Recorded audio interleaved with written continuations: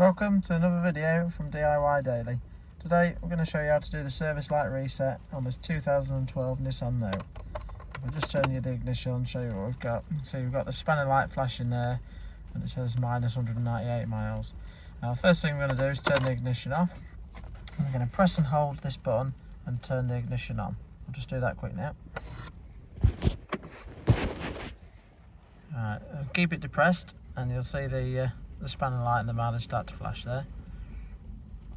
Now release the button and press the button again.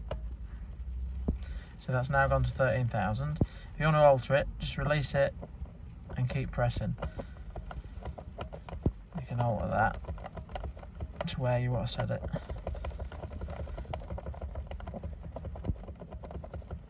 Don't work quite as high as that. We're going to set ours to 10,000. So if you put it back up to 10, I'll just do 11 just in this case to show you, save going round again.